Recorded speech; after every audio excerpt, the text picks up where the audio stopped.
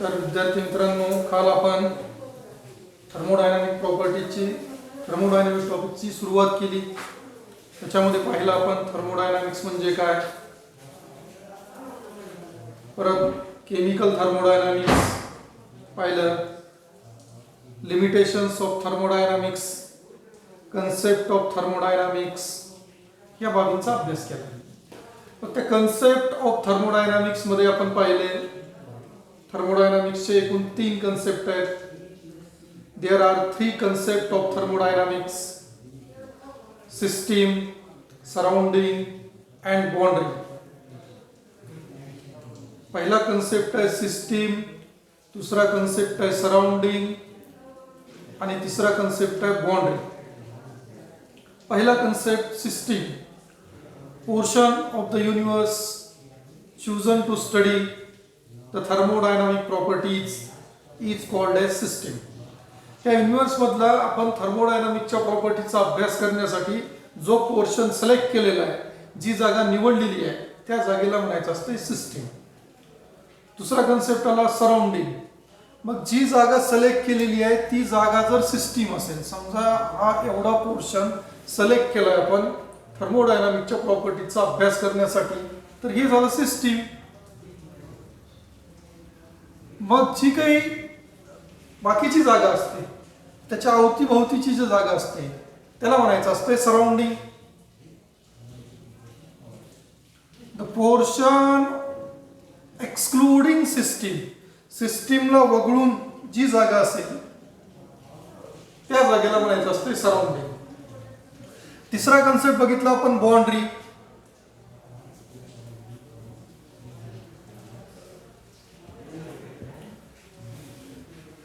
ही जे लाईन आहे सिस्टीम आणि सराउंडिंग मध्ये, ज्या लाईननं सिस्टीमला आणि सराउंडिंगला सेपरेट केलेलं आहे त्याला म्हणायचं असते boundary. The portion which separates system and surrounding is called as boundary. मग आता आपल्याला हे जी काही सिस्टीम आहे, ह्या सिस्टीमचे प्रकार बघायचे. Types of system.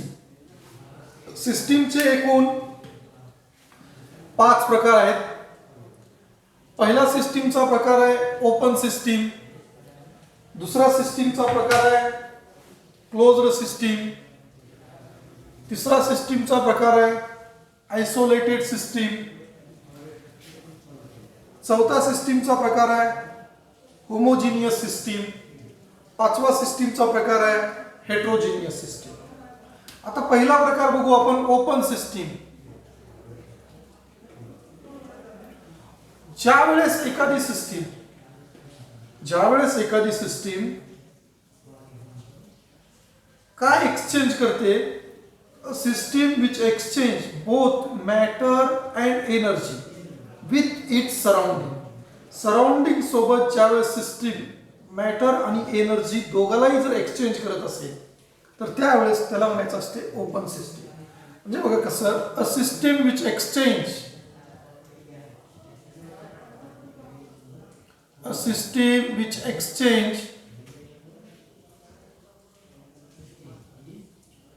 both matter and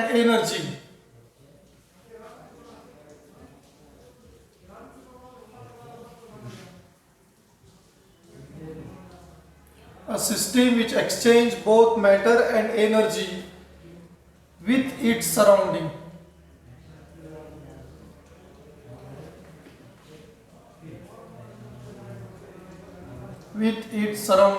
Is called open system.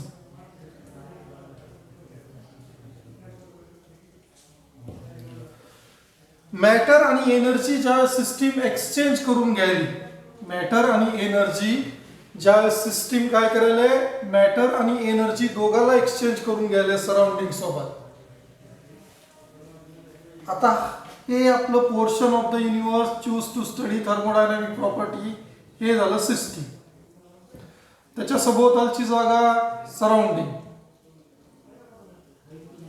ह्या सराउंडिंग सोबत ज्या सिस्टीम मॅटर आणि एनर्जी दोघांना ज्यावेळेस एक्सचेंज करून घेत असते त्यावेळेस त्या सिस्टीमला म्हणायचं असते ओपन सिस्टीम. त्याला म्हणायचं असते open system. Hot water kept in beaker त्याचं एक्झाम्पल आहे पुस्तकामध्ये, ते पाहून घ्या तुम्ही. दुसरा प्रकार आला closed system. A system which exchange only energy.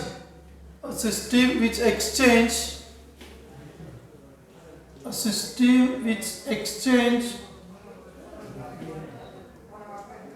only energy,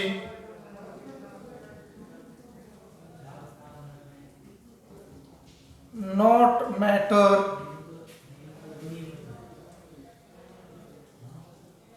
A system which exchange only energy, not matter, with its surrounding is called as closed system.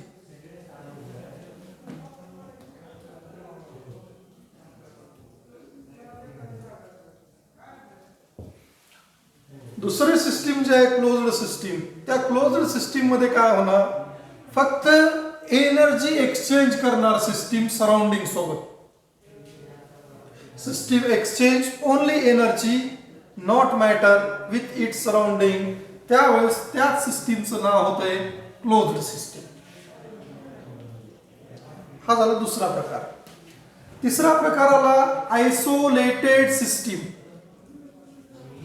Isolated system कशाला म्हणायचं, a system which does not exchange, किंवा system neither exchange matter nor energy. A system neither exchange matter nor energy with its surrounding is called as isolated system. A system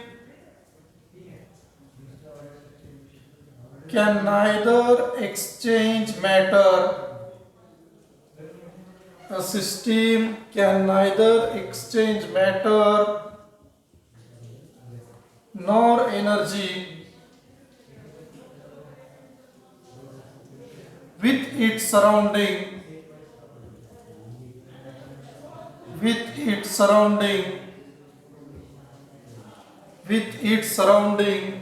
is called isolated system.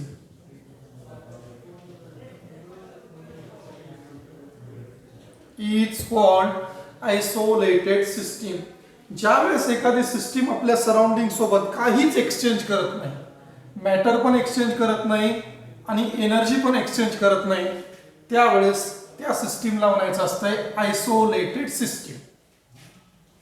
हा झाला तिसरा प्रकार.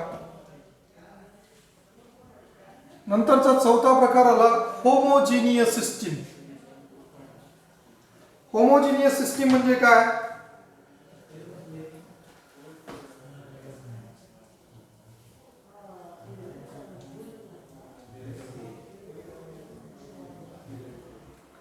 ज्यावेळेस सगळेच्या सगळे system मध्ये एका phase मध्ये असतील तर त्यावेळेस त्याला म्हणायचं असतंय homogeneous system.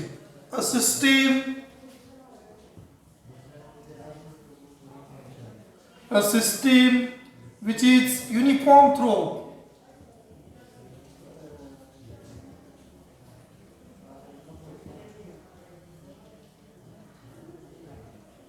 Which is uniform throughout, all present in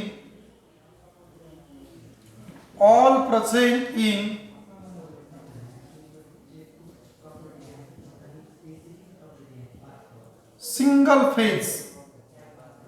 All present in single phase is called homogeneous system.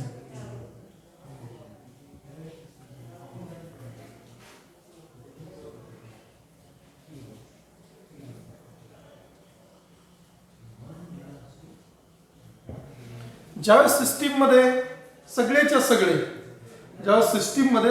सगळे एका फेजमध्ये म्हणजे एका स्टेटमध्ये असतील, सगळेच्या सगळेच सॉलिड, सगळेच्या सगळेच लिक्विड किंवा सगळेच्या सगळेच गॅस, त्यावेळेस त्या सिस्टीमला म्हणायचं असते होमोजिनियस सिस्टीम. मग सगळे वेगवेगळ्या फेजमध्ये वेगवेगळ्या स्टेटमध्ये प्रेझेंट असतील तर त्याला काय म्हणायचं मग heterogeneous system. A system which is not uniform throughout, a system which is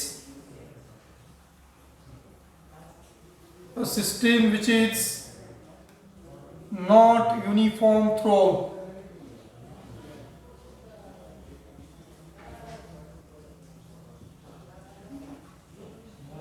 All present in different phases.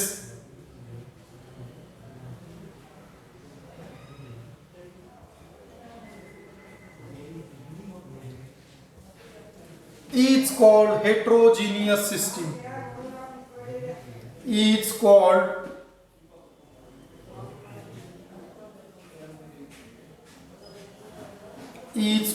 heterogeneous system. सगळेच्या सगळे ज्यावेळेस वेगवेगळ्या फेजमध्ये असतील, वेगवेगळ्या स्टेटमध्ये असतील तर त्यावेळेस त्या सिस्टीमचं नाव होत असते हेट्रोजिनियस सिस्टीम.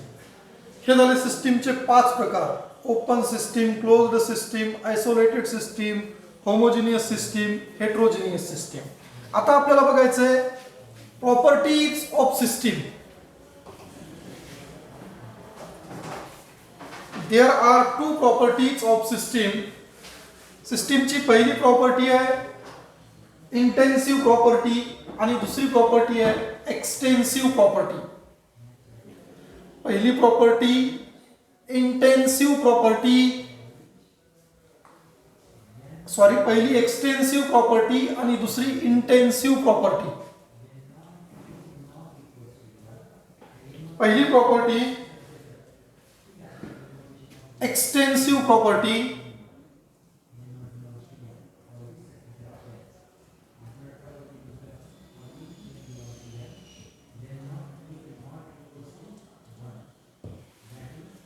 दुसरी intensive property.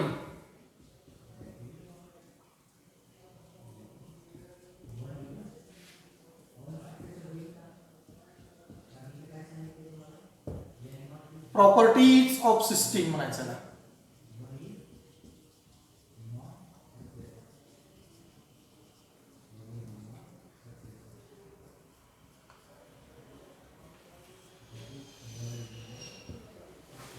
There are 2 properties of system. First one is extensive property, second one is intensive property. पहिली प्रॉपर्टी बघू. एक्सटेन्सिव्ह प्रॉपर्टी म्हणजे काय? The property of system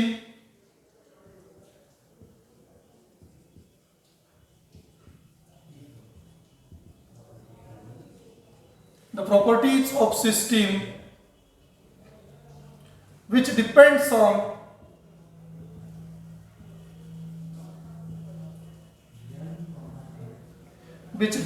on amount of matter.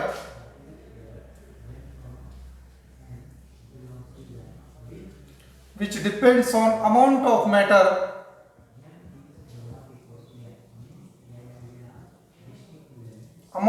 matter present in system. Amount of matter present in system is called extensive property.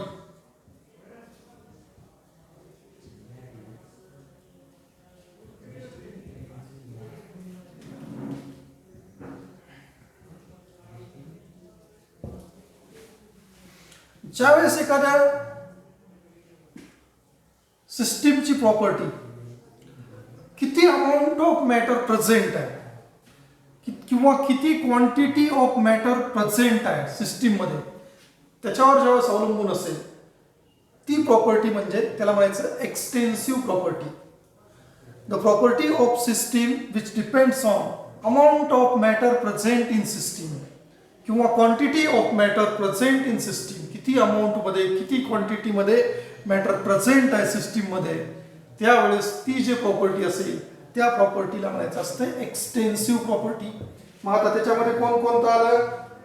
त्याच्यामध्ये मास आलं, volume आलं, surface area आलं. मास, volume, surface area अशा जे काही प्रॉपर्टीज आहेत, ह्याच्या आणखी बाकीची उदाहरणं तुम्ही पुस्तकामध्ये पहा. तर त्यावेळेस त्या प्रॉपर्टीला म्हणायचं असते एक्सटेन्सिव्ह प्रॉपर्टी. दुसरं आलं इंटेन्सिव्ह प्रॉपर्टी. मग इंटेन्सिव्ह प्रॉपर्टी म्हणजे काय, तर property of system which does not depends upon quantity of matter वर ज्यावेळेस अवलंबून नसेल, अमाऊंट ऑफ मॅटरवर ज्यावेळेस अवलंबून नसेल, त्यावेळेस त्याला म्हणायचं असतं इंटेन्सिव्ह प्रॉपर्टी. मग त्याची डेफिनेशन काय झाली, the property of system, the property of system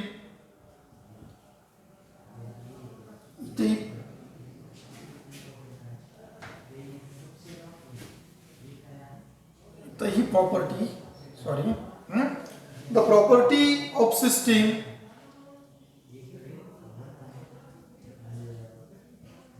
the property of system which is independent of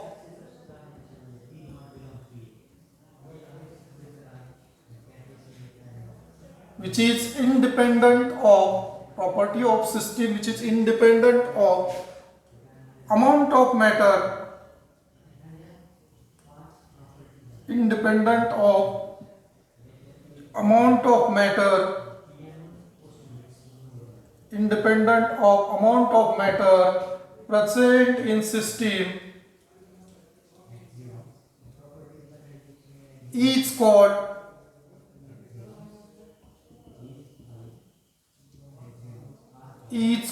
intensive property.